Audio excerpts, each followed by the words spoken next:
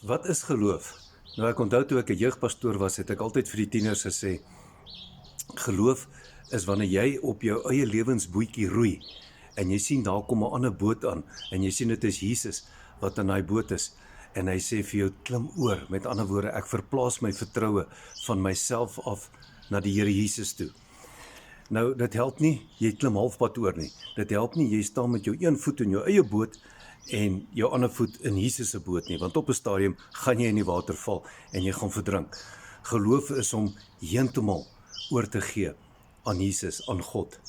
Nou, dit is om hom te vertrou met alles in jou lewe, hom betrokke te maak in alles in jou lewe, is om glad nie te twyfel nie, is om op hom te leun, op hom te steun, om oortuig te wees, dit is om seker te wees, ek wil amper sê, ek weet nie wat die oortreffende trap van verseker te wees nie, maar om oortuig te wees, dat hy is wie hy sê hy is, dat hy ons skepper is, dat hy ons Here is, dat hy liefde is, dat hy goed is, dat hy met ons is, dat hy by ons is, dat hy Jesus gestuur het, om in ons plek te sterf, ons met die Vader te versoen, en om vir ons ewige lewe te verseker.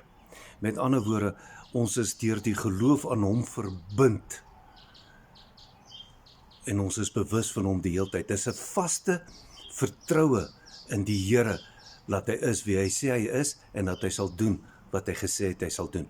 Beteken dit dat ek perfek is en nie foute maak nie? Nee, geensins. Wat dit wel beteken is dat ek weet, en ek is oortuig daarvan, dat Jesus in my plek gesterwe het, en dat hy vir my 'n plek in die hemel voorberei, en dat hy vir my ewige lewe gee.